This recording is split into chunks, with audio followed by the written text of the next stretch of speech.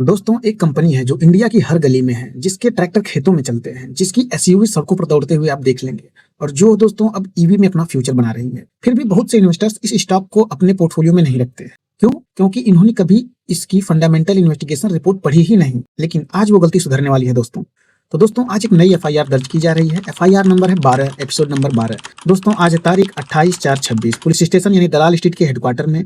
और किसके ऊपर इन्वेस्टिगेशन होने वाली है दोस्तों? वो है महिंद्रा एंड महिंद्रा। दोस्तों चार्ज इसके ऊपर तो है 4 लाख करोड़ की कंपनी, लेकिन इन्वेस्टर्स अभी भी कंफ्यूज हैं। ये एक्सेप्टेबल नहीं है। ठीक है, तो केस रजिस्टर्ड हो गया है। अब शुरू होती है असली जांच। तो दोस्तों जरा सोचो, तुमने अपनी जिंदगी में कभी न कभी एक महिंद्रा प्रोडक्ट जरूर देखा होगा। जैसे गांव में बोलेरो या बोलेरो एम्बुलेंस देखा होगा, हाईवे पर स्कॉर्पियो एन, और खेतों में महिंद्रा ट्रैक्टर्स, और शहर में नई futuristic XUV 9e electric car. यह कंपनी दोस्तों इंडिया में 1945 में बनी थी, जब इंडिया आजाद भी नहीं हुआ था। और आज 80 साल बाद यह एक 4,05,614 करोड़ की कंपनी है। मतलब 4,05,614 करोड़ रुपए। सोचिए, यह सिर्फ एक ऑटो कंपनी नहीं है दोस्तों, यह एक एम्पायर है। और ऑटोमोटिव में इंडिया का नंबर 1 एसयूवी ब्रांड भी है। दोस्तों फार्म इक्विपमेंट में तो दुनिया का नंबर 1 ट्रैक्टर मैन्युफैक्चर कंपनी है ये। और अब इलेक्ट्रिक व्हीकल्स में नई क्रांति करने जा रहा है। ठीक है, इंडिया बढ़ रहा है दोस्तों, इंफ्रास्ट्रक्चर बन रहा है, फार्मर्स की इनकम भी बढ़ रही है, मिडिल क्लास एसयूवी खरीद भी रही है। लेकिन एमएएम हर उस वेव पर सवार है, यानी कि मिडिल क्लास से लेकर के बेस्ट क्लास तक हर जगह एमएएम खड़ा हुआ है। ठीक है, लेकिन क्या यह सिर्फ एक अच्छी स्टोरी है या नंबर्स भी उतने ही स्ट्रांग है? दोस्तों यही जांचने के लिए आज हम इन्वेस्टिगेशन करने आए हैं। तो दोस्तों एमएएम को कुछ सवालों के जवाब देने होंगे। कहीं कोई गड़बड़ी हुई तो सुपर कॉप जरूर पकड़ लेगा, क्योंकि ये डेटा और मार्केट के इन्वेस्टिगेटर के तौर पर सवाल पूछे जाएंगे दोस्तों। और सवाल पहला है दोस्तों, कमाई कितनी है? Revenue and profit analysis. दूसरा सवाल है, कर्ज कितना है? डेब्ट इन्वेस्टिगेशन होगी। तीसरा सवाल है, शेयर होल्डर्स का क्या हाल है? यानी कि ROE EPS एनालिसिस। चौथा सवाल, प्रमोटर्स पर भरोसा, यानी कि प्रमोटर्स होल्डिंग एनालिसिस पूरी डिटेल में की जाएगी। और पांचवा सवाल है दोस्तों, वैल्यूएशन फेयर है या over priced? PE PB ratio analysis. ठीक है, तो दोस्तों पहले सवाल पर आते हैं, कमाई कितनी है? Revenue and profit analysis. जवाब है दोस्तों, फाइनेंशियल ईयर 2025 में रेवेन्यू था 1,20,336 करोड़ और नेट प्रॉफिट था 11,854 करोड़ रुपए। तो रुको, यह नंबर सुनकर के ओवरवेल्म मत हो जाना। सिंपली समझो, जैसे एक दुकानदार की बात सोचो। अगर दुकानदार की टोटल कमाई 100 रुपया है और उसमें से 10 रुपए बचे हैं, तो प्रॉफिट मार्जिन होगा 10%। यह हेल्दी है, बहुत बेहतरीन है। ठीक है, और सबसे एक्साइटिंग, Q3 के फाइनेंशियल ईयर 2026 में नेट प्रॉफिट 4,674 करोड़ था, जो पिछले साल से 47% ज्यादा है। मतलब कि कंपनी तेजी से ग्रो कर रही है। और रेवेन्यू तो लगातार 19 क्वार्टर से सीधा ऊपर की तरफ जा रहा है, यानी लगभग 5 साल से बढ़ता ही जा रहा है। यह कंसिस्टेंसी है इस कंपनी की असली ताकत।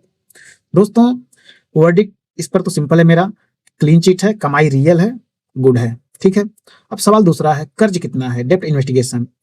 दोस्तों ये थोड़ा सीरियस है मामला, स्क्रीन पर ध्यान से देखिए। डेब्ट टू इक्विटी रेशियो है 1.53। अब बिगनर्स पूछेंगे कि यह क्या होता है? तो दोस्तों जवाब बहुत सिंपल है। मान लीजिए आपके पास 100 रुपए है और तुमने बैंक से 153 रुपए उधार ले लिए, तो आपका डेब्ट टू इक्विटी हो गया 1.53। ये थोड़ा हाई लगता है, लेकिन ऑटो सेक्टर में दोस्तों यह नॉर्मल है, क्योंकि इस इंडस्ट्री को फैक्ट्रीज बनाने के लिए, नई मॉडल्स डेवलप करने के लिए बड़े इन्वेस्टमेंट चाहिए। इसके लिए ये लगभग नॉर्मल है। इंपॉर्टेंट सवाल यह है दोस्तों कि क्या कंपनी यह कर्ज आराम से चुका सकती है कि नहीं? तो 4,674 करोड़ की क्वार्टरली प्रॉफिट वाली कंपनी के लिए यह डेब्ट मैनेजेबल है, मैनेज कर सकती है। तो दोस्तों अब वही जवाब है कि ड्रॉनिंग, क्या डूब रही है कंपनी? तो जवाब है नहीं, स्विमिंग करना जानती है विद कॉन्फिडेंस के साथ। ठीक है, अब आ जाते हैं अपने सवाल नंबर 3 की तरफ। शेयर होल्डर्स का क्या हाल है ऐसी स्थिति में? ROE EPS analysis. तो दोस्तों क्या मैनेजमेंट शेयर होल्डर्स का पैसा बढ़ा रही है? ROE यानी कि रिटर्न ऑन इक्विटी 17.18% है। यह भी बिजनेस के लिए इजी एग्जांपल से समझते हैं पहले। जैसे मान लीजिए आपने कंपनी में 100 रुपए लगाए, अगर कंपनी ने उस 100 रुपए से 17.18 रुपए कमा लिए, तो ROE होगा 17.18%। बैंक दोस्तों FD देता है 7%, यह कंपनी दे रही है 17% प्लस। मतलब मैनेजमेंट का काम अच्छा है, बेहतरीन काम कर रहा है। और EPS यानी अर्निंग पर शेयर 135.93।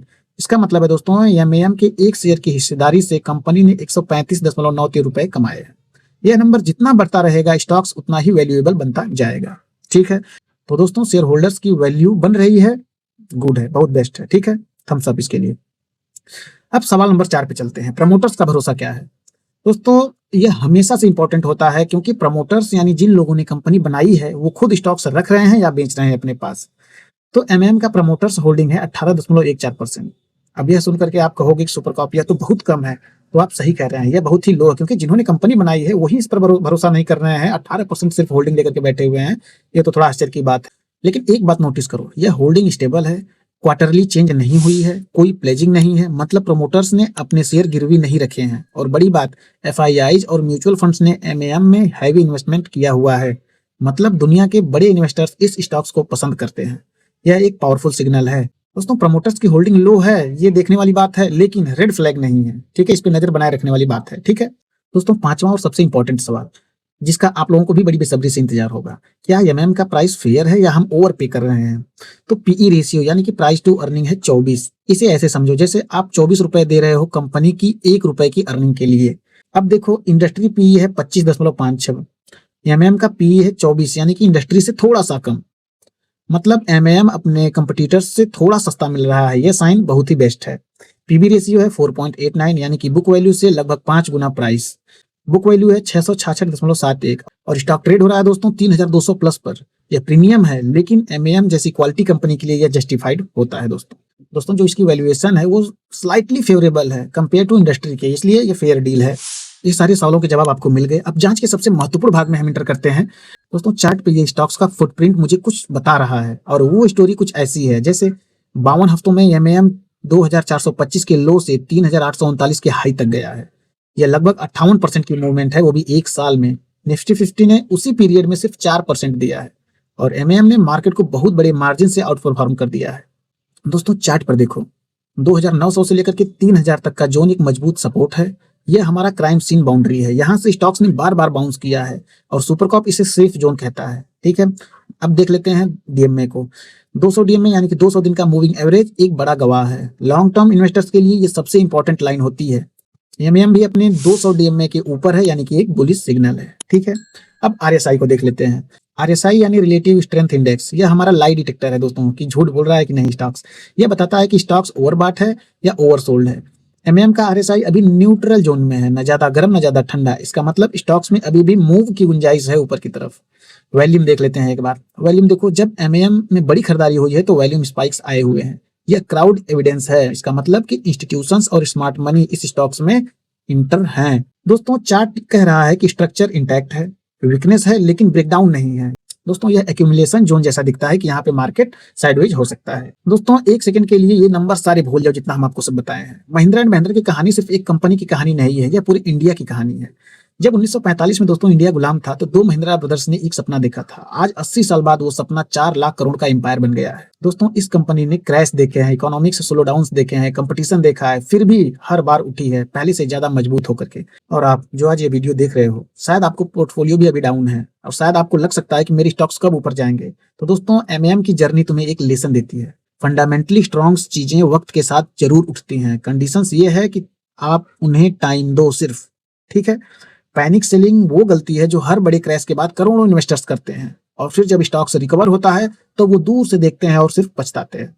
तो सुपरकॉप के मॉडस ऑपरेंडी यही है दोस्तों, making you a trader not a gambler. इसलिए पैनिक सेलर मत बनो। ठीक है, एक एजुकेटेड इन्वेस्टर्स कभी अंधेरे में कदम नहीं रखता, और आज की एफआईआर दोस्तों वो रोशनी है। तो दलाल स्ट्रीट की अदालत में महिंद्रा एंड महिंद्रा का केस सुना गया। अब फाइनल वर्डिक्ट सुनने का वक्त आ गया है। स्ट्रेंथ इसकी, एमएम इंडिया का नंबर 1 एसयूवी ब्रांड है, दुनिया का नंबर 1 ट्रैक्टर मैन्युफैक्चरर है।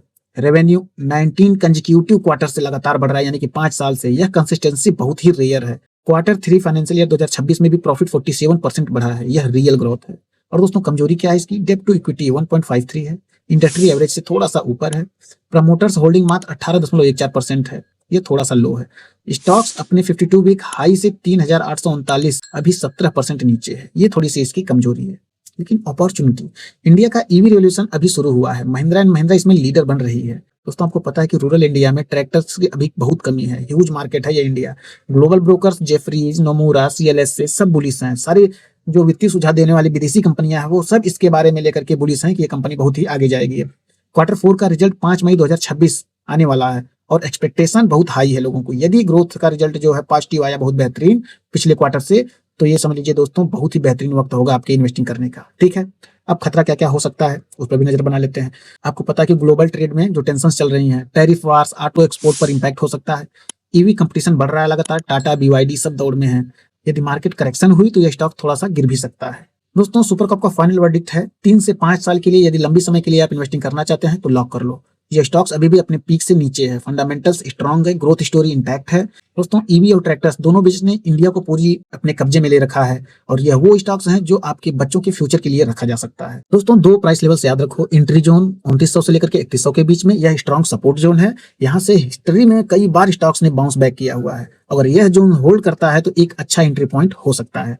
स्टॉप लॉस का आइडिया 2750 के नीचे अगर वीकली क्लोजिंग देता है तो स्टॉप लॉस दोस्तों वहां पे लगा लेना। दोस्तों यदि स्टॉक्स यहां से नीचे गया तो स्ट्रक्चर समझो टूट गया और आपको अपना डिसीजन रिकंसीडर करना पड़ेगा। ठीक है दोस्तों, सुपर कॉप की एक जिम्मेदारी भी है। सुपर कॉप सिर्फ सोचना सिखाता है, आपको टिप नहीं बताता है एंट्री करने की। ठीक है, इन्वेस्ट करो लेकिन एजुकेटेड होकर के, खुद अपनी समझदारी से। तो दोस्तों आज की FIR कंप्लीट हुई और अगली FIR एक ऐसा स्टॉक जो पिछले 2 साल से चुप था, लेकिन उसके नंबर्स में एक ऐसा राज छुपा है जो शायद आपने कभी किसी चैनल पर नहीं सुना होगा। तो बस नजर बनाए रखो और एक सवाल कमेंट में जरूर बताओ, तो क्या आपके पोर्टफोलियो में महिंद्रा एंड महिंद्रा है? अगर है तो कब से है, अगर नहीं है तो क्यों नहीं है?